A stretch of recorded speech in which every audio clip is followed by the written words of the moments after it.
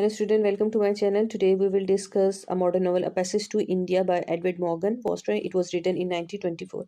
ये वो time period था जब India was the colony of the Britishers और ये पोस्ट कॉलोनियल नावल कंसिडर किया जाता है जहाँ पर आप मुख्तलिफ करेक्टर्स जो नेटिव पीपल हैं उनके और जो ब्रिटिशर्स के दरमियान कल्चर डिफरेंसेस को देखेंगे, सोसाइटियल डिफरेंस को देखेंगे और इसी तरह साइकोलॉजिकल डिफरेंसेस और पॉलिटिकल डिफरेंसेस को देखेंगे।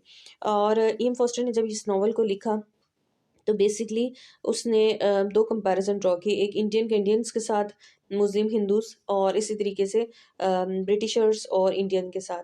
ये कंपैरिजन सब इसकी वजह से हेल्प आउट हुई कि हम मुख्तलिफ जो करेक्टर्स हैं उनके दरमियान जो उनके पर्सनल रिलेशनशिप को, म्यूचुअल अंडरस्टैंडिंग को देख सकें और इसी तरीके से जो उनका जो ब्रिटिशर्स जो लोग थे उनका प्रेजुडिस और रेशियल जो एटीट्यूड था टुवर्ड्स द इंडियन वो भी डिपिक्ट किया।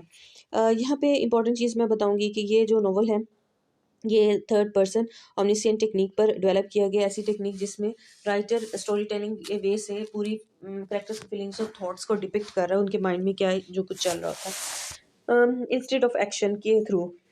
इसी तरीके से ब्लॉटर समरी के हवाले से देखें तो सेटिंग जो थी 3 पार्ट्स पर मुश्तमिल थी, मॉस, माराबर केव एंड टेम्पल।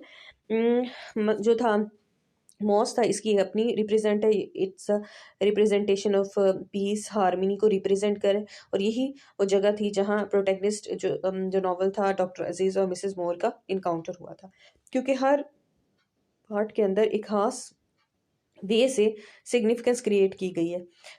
ये जो नॉवल है 3 पार्ट्स एंड 37 चैप्टर पर मुश्तमिल है। इसी तरीके माराबार केव है, जब they decided to go for the picnic at the Marabar cave, ठीक है, जिसमें दो जो करेक्टर्स हैं इंपॉर्टेंट, जो फील्डिंग है और प्रोफेसर गॉडबॉले जो है, ये गॉडबॉल जो था दे डिडंट कम, लेकिन डॉक्टर अजीज एडिला क्वेस्टेड और मिसेस मोर ने इसको ट्रैवल को कंटिन्यू किया और सारा उनका जो उससे रेलिवेंट जो है सारा प्रोसेस यहाँ पे हुआ। थर्ड वन है टेम्पल। टेम्पल जो रिप्रेजेंट करता है रिकॉन्सिलेशन को, रिप्रेजेंट करता है रिपेयरिंग ऑफ रिलेशनशिप्स को, रिप्रेजेंट करता है again finishing of the second part 2 years later. तो जो सेटिंग के अंदर हुआ ये कि जो थर्ड पार्ट में टेम्पल के अंदर दोबारा से रीयूनियन हुआ। जो प्रोफेसर गॉडबॉल था, ठीक है, एजुकेशन मिनिस्टर के तौर पर वर्किंग कर रहा था। फील्डिंग जो है यहाँ पे आता है और ऑल दो के fielding in the first part में जो फील्डिंग और फर्स्ट और सेकंड पार्ट में फील्डिंग स्टार्ट में कुछ अच्छे रिलेशनशिप थे उसके साथ, डॉक्टर अजीज के साथ, लेकिन जो है after the sexual harassment case की जो शुनवाई हुई और किस तरीके से डॉक्टर अजीज को सेक्सुअल हरासमेंट एडिला क्वेस्टेड के हवाले से जो था कमिट किया गया, तो उसके बाद से उनकी फ्रेंडशिप खत्म हो गई और लास्ट जो पार्ट जो टेम्पल वाला पार्ट था इसमें दोबारा इनकी रीयूनियन होती है और लेकिन बाद में उसे पता चलता है मिसअंडरस्टैंडिंग होती है उसे। दरअसल फील्डिंग जो है वो एडिला क्वेस्टेड के साथ शादी नहीं करता बल्कि मिसेस मोर की जो सेकंड डॉटर होता है स्टेला मोर उसके साथ शादी करता है। इसी तरह फील्डिंग की मुलाकात रॉल्फ जो होता है मोर उसके साथ होती है, जहाँ पे रॉल्फ उसको सारी बताता है और फिर जो फील्डिंग और स्टेला जो होते हैं वो बोट पर सफ़र कर रहे होते हैं और यहाँ पे जो इसी तरह डॉक्टर अजीज़ और रॉल्फ, तो उनकी जो बोट के दरमियान में एक इंसिडेंट होता है और फिर ये बेसिकली हिंदू गॉड जो था उनकी इनबॉर्न जो है सेलिब्रेशन की जा रही होती थी कृष्णा के हवाले से, तो वो उस हवाले से सारे इवेंट को पोर्ट्रे किया गया है जो टेम्पल पार्ट है, थर्ड पार्ट है उसके अंदर। सो ये हर पार्ट की एक अपनी सिग्निफिकेंस है और आपको रिप्रेजेंट कर रहा है एक ख़ास अंदाज में रिलेशनशिप, ओरिएंटल और ऑक्सीडेंटल रिलेशनशिप को डिपिक्ट कर रहा है। इसी तरीके से अगर हम फर्दर इसको लें तो ये हम करेक्टर्स के हवाले से डिस्कस करेंगे। फिर उसके बाद हम इसमें जो 3 इम्पॉर्टेंट इवेंट हैं, अमृतसर का जो पंजाब में हुआ इंसिडेंट 1919 के अंदर जब 400 के करीब इनोसेंट लोगों को जो था जनरल डावर था उसने किल कर दिया था और थाउजेंड्स के करीब जो लोग थे उनको जो था ज़ख्मी कर दिया गया। इसी तरह म्यूटनी की एक जो था इंसिडेंट हुआ जिसमें 1857 की जंग आज़ादी के दौरान हिंदू और मुसलमानों ने मिलकर ये तहरीक का आगाज़ किया था, लेकिन एट द एंड मुसलमानों को इसको रिस्पॉन्सिबल करा दिया क्योंकि हुकूमत जो थी ब्रिटिशर्स ने जो थी वो मुसलमानों से ली थी और इसी तरह से ब्लड शेड हुआ और मुसलमानों को उनकी इमलाक से महरूम कर दिया गया। और थर्ड वन नाउन कॉपरेशन की मूवमेंट थी जो गांधी जी ने स्टार्ट की थी 1921 में, जिसमें उन्होंने फास्टिंग का फैसला किया था, और जितने भी जो पोजीशंस थी ब्रिटिशर्स ने दी थी उन्हें डिस्कार्ड कर देंगे, और जो स्कूल्स जो गवर्नमेंट के जो रन किए जाते हैं उनका बैकआउट किया जाएगा। ये वो सारे इवेंट्स हैं जो कि इसमें थोड़ा बहुत डिस्कस किए गए हैं। इसी तरह ब्रिटिश सोसाइटी वैसे इंडियन सोसाइटी का हवाला दिया गया, inner out and inner life of Indian, हिंदुओं के मुसलमानों के साथ जो लाइफ है उनके हवाले से। इसी तरह रेशियल कॉन्फ्लिक्ट्स जो है, प्रेजुडिस एटीट्यूड है उसको, social culture political and psychological जो लाइफ इन सब सिनेरियो को डिस्कस किया गया। यहाँ 3 इवेंट जो है 3 पार्ट्स 37 चैप्टर्स हैं, जिसमें first one is the part mosque where Mrs. Moore and Dr. Aziz encounter happened. अब यहाँ पे जो Mrs. Moore थी, she was also the mother of Ronnie Haslop, and complex character है मिसेस मोर का, और she is reflective and sensitive personality and है she has a deep Christian belief, और ये डिसलाइक करती थी एंग्लो इंडियंस का attitude towards the native people. और इसी तरीके से जब इनका इनकाउंटर मॉस्क में होता है तो फर्स्ट में जो डॉक्टर अजीज़ है वो उनसे काफ़ी ज़्यादा मतलब एक तरह से वो नाराज़ नज़र आते हैं, लेकिन जब उन्हें पता चलता है कि अंग्रेज़ जो औरत है उसने अपने जूते उतार दिए हैं और एहतराम का ख्याल रखा है मस्जिद में मुस्लिम्स के रिलीजन का, उनकी मॉस्क का, उनकी इबादत का, तो इस चीज़ को अप्रिशिएट करते हैं और वो कहते हैं कि ये जो है, और उनका जो एटीट्यूड है वो ओरिएंटल टाइप है। इसी तरह इनकी अच्छी अंडरस्टैंडिंग डेवलप हो जाती है। फिर इसके बाद जो सेकंड जो है माराबार केव आ जाते हैं। माराबार केव की खास अहमियत है। माराबार केव हैं, they are famous for their darkness, for their emptiness और इको की वजह से, और प्री हिस्टोरिक जो टाइम पीरियड उसको डिपिक्ट करते हैं, the time that is before the religion of Islam, Hinduism से पहले, क्रिश्चियनिटी से भी पहले के रिलीजन को डिपिक्ट करते हैं।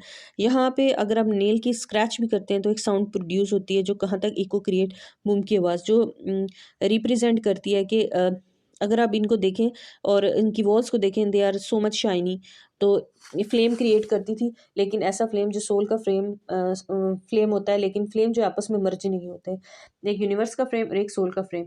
इसी तरीके से जो मराबा केव है रिप्रेजेंट करते हैं इंसान की होलोनेस और जो होलो लाइफ है उसको डिपिक्ट।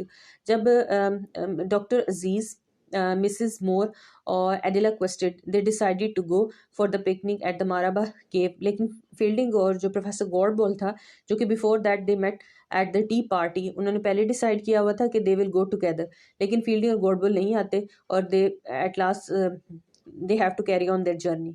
तो वहाँ पे ये जब जाते हैं तो इन द स्टार्ट थोड़ा दूर जाने के बाद जो मिसेस मोर है वो थक जाती हैं, सिकनेस फील करती हैं और थोड़ी स्केर्ड भी हो जाती हैं, तो वो अपना सफ़र वहीं पे छोड़ देती हैं। एडिला क्वेस्टेड है जो वो डॉक्टर जी के साथ अपने सफ़र को जारी रखती है, लेकिन वहाँ पे कुछ पर्सनल क्वेश्चंस करती है अजीज़ से, जो ऑफेंड होने की वजह से वो अपना दूसरी तरफ निकल जाता है।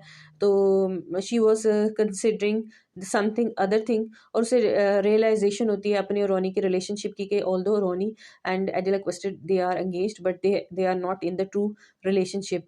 तो ये ऐसे रियलाइजेशन का टाइम पीरियड था, और इस तरह उनकी जो पावर थी, रैशनल जो थिंकिंग को उसको इफेक्ट किया, जिसकी वजह से जो है वो अपना जो बैलेंस आप कह सकते हैं साइकोलॉजिकली, जो माराबा केव की जो मिस्ट्री थी उसने उसे इफेक्ट किया था। यही वजह है कि वर्जीनिया वुल्फ माराबा केव और इंडिया की हिस्ट्री के बारे में कहती हैं कि इतनी ज़्यादा मिस्टीरियस किस्म है कि जो फॉरेनर्स हैं they are unable to comprehend it. इसी तरीके से जो था जो एडिला क्वेस्टेड है वो वहाँ से वापस आ जाती है और उसके बाद कन्फ्यूजन का शिकार हो जाती है, and she accused to doctor Aziz for the sexual harassment.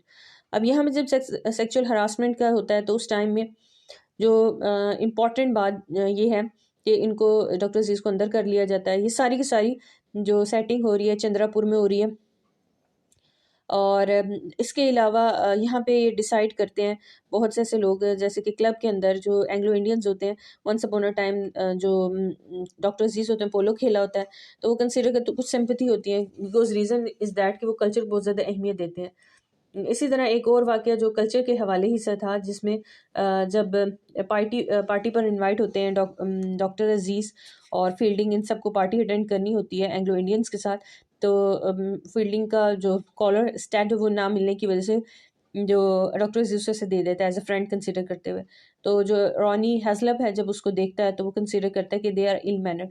तो किपलिंग का कॉन्सेप्ट है ना वाइट मैन्स बर्डन के जो एशियंस लोग हैं, जो अदर पीपल हैं, ओरिएंटल पीपल हैं, they are uncivilised and they need the education और they have a right to rule on these people.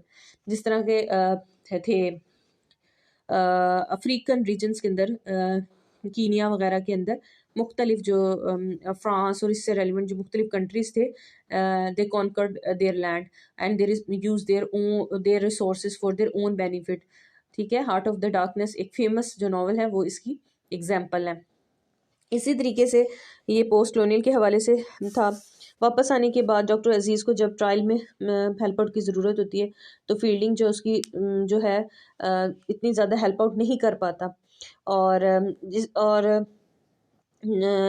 थोड़ा अरसा जो होती है जो एडिला क्वेस्टेड होती है वो कन्फ्यूजन का शिकार रहती है, लेकिन विद द पैसेज टाइम जब उसकी तबीयत बेहतर होती है तो उसे रियलाइज़ होता है कि उसने अक्यूज़ किया है उसको, डॉक्टर अजीज़ को। डिसाइडेड करती है कि वो जाके ट्रायल पे जाके उसे बयान दे दे, लेकिन रॉनी जो होता है उसे स्टॉप करता है। इसी तरह मिसेस मोर होती हैं, वो विटनेस होती हैं कि ऐसा कुछ नहीं हुआ, लेकिन वो क्या करती हैं, इंस्टेड वो मार्बर केव के बाद स्पिरिचुअली और पर्सनालिटी उनके अंदर ऐसा ट्रांसफॉर्मेशनल चेंज आ जाता है कि वो decided to go back to the England और विदाउट विटनेस के तौर पर वेरिफिकेशन करने की बजाय वापस इंग्लैंड जर्नी जारी रखती है, जो रास्ते में अचानक उनकी डेथ हो जाती है।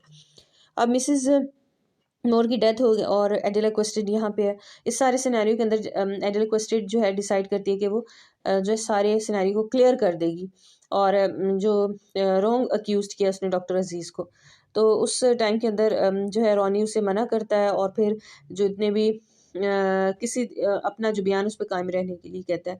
लेकिन वो डिसाइड करती है इस सारे टाइम पीरियड के अंदर जब वो जब जाके वो क्लियर कर रही होती है सारे कि जो है doctor Aziz is not responsible और उसने एक्यूज किया उसे, तो उसके बाद जो इतनी एंग्लो इंडियन कम्युनिटी होती है वो एडिला क्वेस्टिस से बायकॉट कर लेती है। ठीक है, लेकिन फील्डिंग ऐसा बंदा होता है जो कि उसका साथ देता है और उसे डॉक्टर अजीज को कन्विंस करता है कि तुम जो है अपने चार्जेस जो हैं वो ले लो, मतलब वापस विड्रॉ कर लो, कि जो एडिला क्वेस्टेड है वो पे नहीं कर सकती। तो विड्रॉ तो कर लेता है, लेकिन वो एक मिसअंडरस्टैंडिंग का शिकार हो जाता है कि शायद फील्डिंग और एडिला क्वेस्टेड के आपस में कोई अफेयर है। उसके बाद वो ये डिसाइड करते हैं कि जो इंग्लिश मैन होता है और इंडियंस की कभी भी फ्रेंडशिप नहीं हो सकती।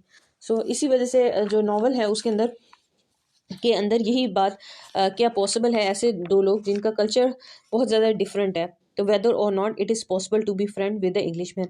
ये वो बात थी जब हमीदुल्लाह ने कहा था। ये ऐसा कॉन्सेप्ट है जो कि उस वक्त बयान किया गया था जब मोहम्मद अली और हमीदुल्लाह आपस में डिस्कस कर रहे थे। ठीक है, कि ये कभी भी पॉसिबल नहीं हो सकता इंग्लिश मैन इसके साथ फ्रेंडशिप कर ले। और इसी तरीके से इनका जो है रेशियल कॉन्फ्लिक्ट्स दिखाते हैं, किस तरीके से प्रेजुडिस एटीट्यूड है ब्रिटिशर्स का against the native people. Even के जो होता था मेजर कैलेंडर, उसने तो यहाँ तक कमेंट पास किया था कि the kindest thing one can do to native is to let him die, ऐसे वर्ड्स इस्तेमाल। और इसी तरीके से अगर कल्चर कॉन्फ्लिक्ट को देखें तो मैंने पोलो की एक एग्जांपल दी है।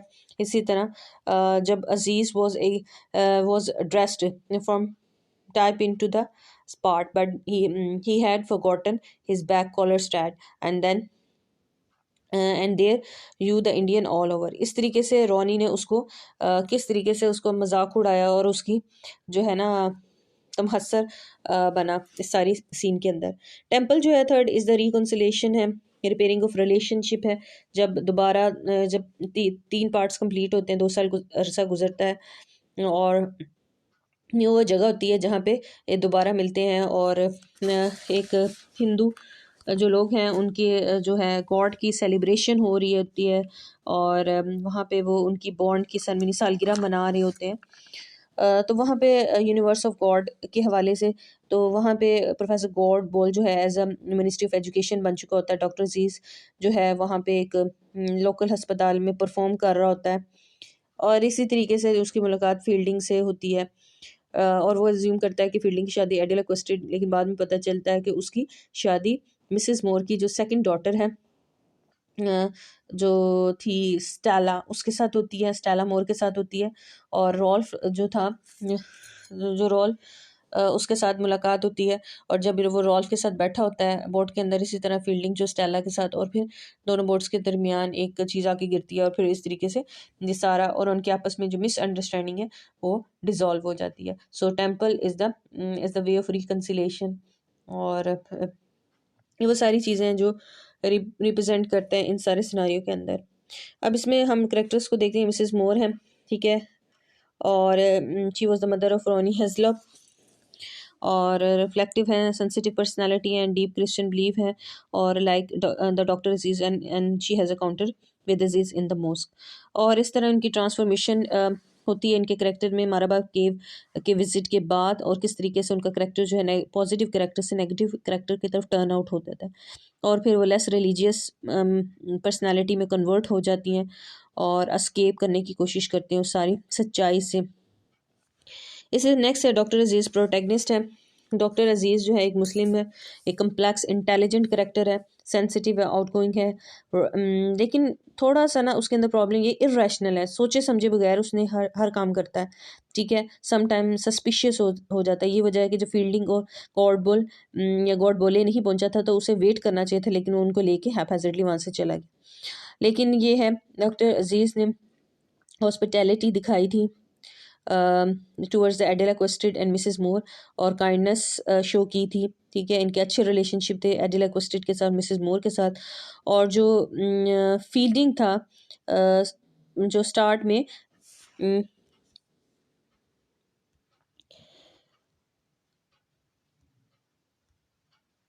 फील्डिंग जो था वो स्टार्ट में गुड फ्रेंड था, लेकिन आफ्टर द कंटिन्यूशन ऑफ माराबर केव और इंसिडेंट की ट्रायल की कंटिन्यूशन के बाद, सेक्सुअल हरासमेंट का जो ट्रायल कंटिन्यू हुआ, उसके बाद रिलेशनशिप जो है स्पॉइल हो गए।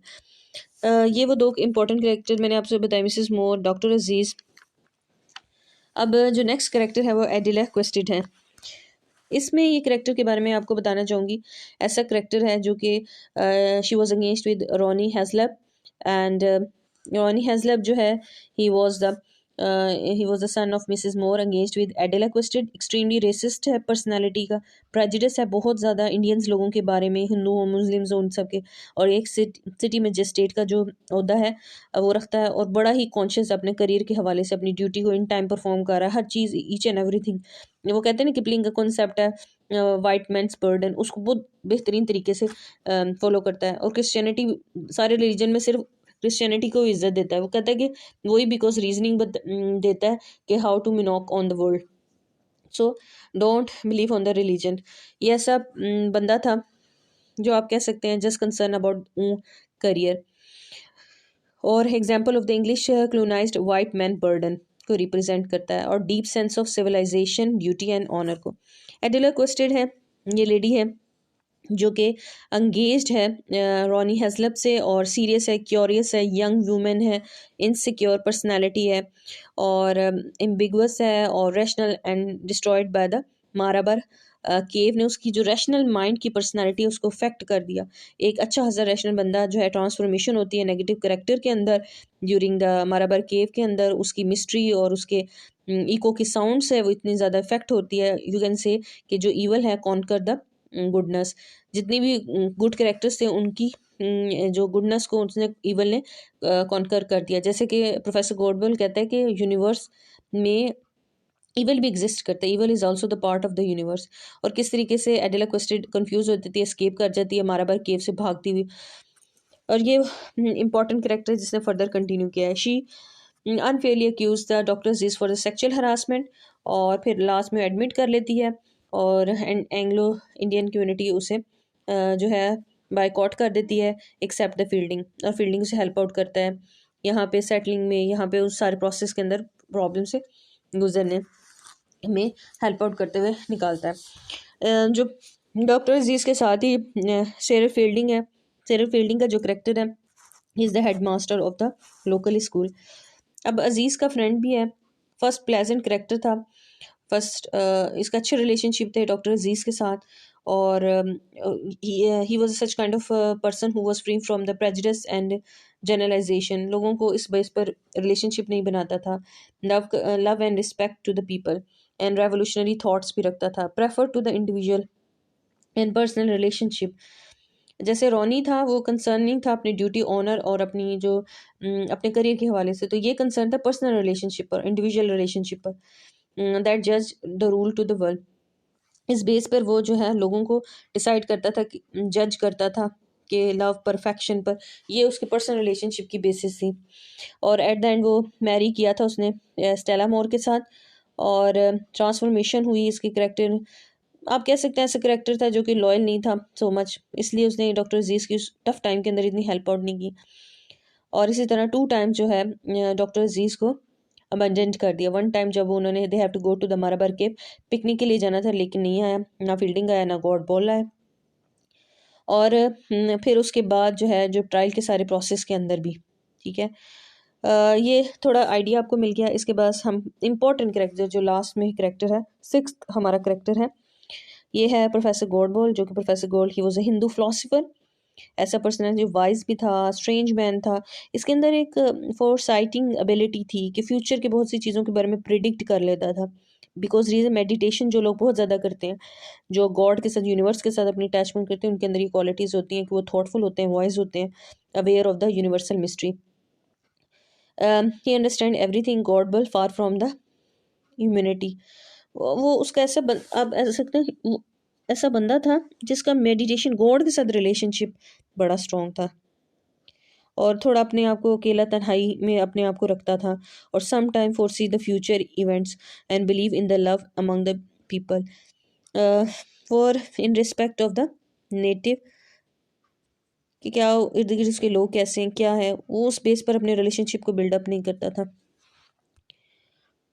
अब यहाँ पे कुछ माइनर कैरेक्टर्स भी हैं जिनको डिस्कस करना ज़रूरी है, जिसमें मिस्टर टर्टन है, मिसेस टर्टन है। इस हवाले से भी कैरेक्टर्स को अंडरस्टैंड करना इसलिए भी ज़रूरी है कि इनके कहीं ना कोई जो है इनके साथ एफिलिएटेड हैं चीज़ें। जैसे कि मिस्टर जो टर्टन है, he was a collector of Chandrapur, एक ऑफिशियल हैं, स्टेरन है, and more tactful than his wife. इसी तरह मिसेस टर्टन है, शी इज़ द स्टीरियोटिपिकल किस्म की पर्सनालिटी हैं, प्रेजुडिस इंग्लिश वुमेन, ठीक है, जो बहुत ज़्यादा कॉलोनियल टाइप वाइफ हैं, और स्नबिश किस्म का उनका बिहेवियर, रूड है। यही वजह कि जब एडिला क्वेस्टेड पर और डॉक्टर अजीज के दरमियान ये सारा जब ट्रायल वाला इंसिडेंट हुआ था, उस टाइम के अंदर वो कह रही थी कि अच्छा होना ये चाहिए था कि इन सारे इंडियंस के साथ वैसे ही सलूक करना चाहिए था, कि इनको स्ट्रीट्स के अंदर इसी तरह घसीटना चाहिए था जिस तरह के जो था उस टाइम के अंदर जो मार्सेला शैरन वुड के साथ जब अटैक किया गया था, इंग्लिश लेडी के साथ हुआ, तो किस तरीके से इंडियंस को मार्च करवाया गया था स्ट्रीट में। तो इसी तरह कुछ शेमफुल सा एक्ट इनके साथ भी करना चाहिए था। In her interaction with the Indian ये हमेशा स्टीरियोटिपिकल बिहेवियर होता था। इसी तरीके से नेक्स्ट कैरेक्टर है मिस्टर मैकब्राइड, और he was a superintendent of the police in Chandrapur था। और ऐसा बंदा था जो इस थ्योरी पर बिलीव करता था, inferiority of the dark skin races to the light skin ones. अब ऐसा बंदा जो इस थ्योरी के अकॉर्डिंगली वर्कआउट कर रहा होता है, फील्डिंग और ये जो बंदा था, they were the friend and acquaintances थे, मिस्टर मैकब्राइड और इसी तरह Fielding, both are friends and acquaintances. ऐसी पर्सनैलिटी मोर टॉलरेबल थे और पर्सनैलिटी थी। इसी तरह आप मेजर कैलेंडर के हवाले से देखें, लेकिन मेजर कैलेंडर बड़ा ही क्रूल किस्म का बंदा था, बूस्टफुल था, इंटॉलरेंट, बर्दाश्त ही की कहते हैं ना, उसके अंदर सिम्टम्स ही नहीं थे। रेडिकुलस बंदा था, सिविल सर्जन एट चंद्रपुर था, और सुपीरियर ऑफ डॉक्टर अजीज था, बड़ा था। इसी तरह मोहम्मद अली था और हमीदुल्ला, ठीक है। अब थोड़ा सा मैं हमीदुल्ला के वाले से बताऊंगी कि ये क्लोज फ्रेंड था फील्डिंग के साथ भी, जिस तरह जो था डॉक्टर अजीज़ की फ्रेंडशिप थी और मिस्टर मैकब्राइड की फ्रेंडशिप थी, इसी तरह हमीदुल्ला जो थे ना, इनकी भी फ्रेंडशिप थी उसके फील्डिंग के साथ। और ये डॉक्टर अजीज़ का अंकल था और कैम्ब्रिज एजुकेटेड था। ही believe the friendship between the English and Indian possible in the England only. कहते थे हाँ हो सकती है फ्रेंडशिप, लेकिन ज़रूरी है कि वो जिस जगह है वो इंग्लैंड हो। जैसे कि क्योंकि कैम्ब्रिज से पढ़े हुए थे, असर बहुत ज़्यादा था। इसी तरीके से दूसरे करेक्टर्स जो हमारे रह गए हैं हम उनमें मोहम्मद अली जो कि एक फ्रेंड है, ठीक है, एक लॉयर है एंड डीपली पेसिमिस्ट पर्सनालिटी है, ठीक है। इसी तरीके से मिस डेरिक है। मिस डेरिक के हवाले से मैं बताना चाहूँगी, इंग्लिश यंग वुमेन है और ये ऐसी खातून है जो इंडिया के अंदर जो अमीर अमीर फैमिलीज़ होती थी उनके लिए काम करती थी और फाइन सेंस ऑफ ह्यूमर की मालिक थी। और मैनी चंद्रापुर वाले जितने भी थे ना, recent and considering her present सीनली। इसी तरीके से इजी गोइंग पर्सनैलिटी थी मिस जो डायरेक्ट थी वो। और आफ्टर और फेमस पता है क्यों थी? Easy going personality and after the steal their car, ये जो लोगों की जो कार जो थी स्टील करने के हवाले से। And this is all about Miss Derek. और ये डॉक्टर पन्ना लाल जनाब, ये लो बॉर्न हिंदू हैं और डॉक्टर अजीज़ के राइवल भी हैं। और अब ऐसा तो पहले तो ये होता जब डॉक्टर अजीज़ का ट्रायल चल रहा था सेक्सुअल हरासमेंट का, तो ये रेडी हो गया था जल्दी से मैं जो है ना इसके खिलाफ बयान दूँ, लेकिन बाद में फिर इसने जो था डॉक्टर अजीज़ से माफ़ी मांग ली थी। फिर अब हमारे पास एक नवाबुद्दीन बहादुर आ गए हैं। नवाबुद्दीन बहादुर जो थे ना, बड़े ही जनरस किस्म के बंदे थे, फेथफुल टू इंग्लिश। इनकी बड़ी वफादारियाँ थी ब्रिटिशर्स के साथ, कलोनाइज़र के साथ, और वेल्दी भी थे बड़े, और leading loyalist in the Chandrapur. After the Aziz trial he gave up his title as a protest. जिस तरह आपको नॉन कोऑपरेटिव जो नॉन कोऑपरेशन की गांधी जी की जो एक तहरीक थी उसी से रेलिवेंट इसको ऐड किया गया। फिर इसके बाद अमृत राव, एक अमृत राव भी एक करेक्टर है जो कि लॉयर था। दीज आर माइनर और जितने मेजर करेक्टर्स हैं उन सब के बारे में हमने डिस्कस कर लिया। और इसी तरीके से ये वो सारा नावल जो कि racial tension prejudice between Orient और ऑक्सीडेंटल को रिप्रेजेंट करता है। और इसी तरह जो ब्रिटिशर्स हैं उनके इंपीरियलिस्टिक जो रूल है उनको रिप्रेजेंट करता है। अच्छा, दो चीज़ें आपको फ़र्क पता होने चाहिए। एक कॉलोनी क्या चीज़ होती है, कॉलोनाइज्ड जो नेशंस हैं, ठीक है, जैसे कि पाकिस्तान है, हांगकांग है, बैंकॉक, ऐसे हैं जो यहाँ पे ब्रिटिशर्स ने एज ए कॉलोनी के तौर पर वर्कआउट किया, उनको चलाया, उन्हें रन किया, उनके रिसोर्सेज चीज़ों वगैरह इस्तेमाल की। एक इम्पीरियलिस्टिक फॉर्म ऑफ रूल होता है जैसे जिसमें ये होता है कि आपने वहाँ पे कब्जा कर लेना है वहाँ की ज़मीन पर। जैसा कि यूरोपियन कंट्रीज थे, उन इन्वेडर्स थे, they went to the Africa और वहाँ पे बहुत सी जो लैंड्स थी उनको को पाई किया, वहाँ के जो ह्यूमन रिसोर्सेज थे लोगों को इस्तेमाल किया। जो ब्लैक निग्रो को स्लेव और प्रिमिटिव कंसीडर करके वाइट मैन बर्डन्स का स्लोगन बुलंद करते हुए क्रिश्चियनिटी का जो कॉन्सेप्ट था, हार्ट ऑफ द डार्कनेस उसकी एग्जाम्पल है। तो कर्ड जो प्रोटैगनिस्ट था। इसी तरीके से इसमें ये होता है कि आपने उस जगह को ऑक्यूपाई कर लेना है, उसके रिसोर्सेज को इस्तेमाल करना है, ठीक है, और एक्सप्लॉयटेशंस होती हैं। लेकिन जो क्लोनाइजेशन होती है, क्लोनाइजेशन के अंदर बेसिकली आप कहीं पे भी बैठे हैं, ठीक है, आपने इट डजेंट मैटर। जैसे कि ईस्ट इंडिया कंपनी थी, वो सब जो इंडिया को सबको रन कर रही थी, पूरे इंडिया को, पाकिस्तान और इंडिया दोनों मिलाकर सब कॉन्टिनेंट थे, और वहाँ वो वाइसरे सेलेक्ट करती थी, एक नुमाइंदा सेलेक्ट करती थी और पूरे सब कॉन्टिनेंट पर रूल आउट कर रही होती थी। लेकिन बहुत से ऐसे कंट्रीज हैं जैसे अमेरिकन हैं आजकल, जो हैं वो बैठे तो अमेरिका के अंदर हुए हैं लेकिन वो दुनिया की बहुत सी नेशंस को कंट्रोल कर रहे हैं। Just like sometime they are controlling through the weapons, sometime cooperative जो पॉलिसीज हैं उसके थ्रू, अपने इन्फ्लुएंस और पावर के थ्रू जो है कंट्रोल के, इंपीरियलिज्म इसे कहते हैं। और जो पाकिस्तान और इंडिया जो था सब कॉन्टिनेंट पर जो ब्रिटिशर करते हैं वो एज अ क्लोनाइजेशन कहलाता है।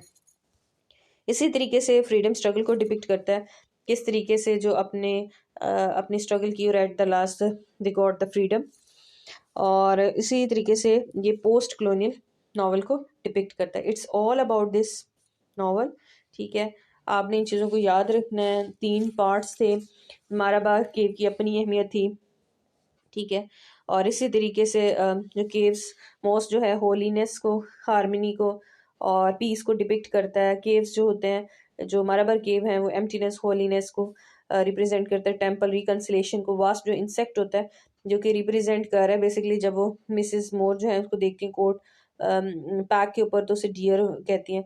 तो एक जो कॉन्सेप्ट है ना गॉड इन एवरीथिंग वाला, पैंथेइज्म और इस तरह के कॉन्सेप्ट से बिलोंग करता है।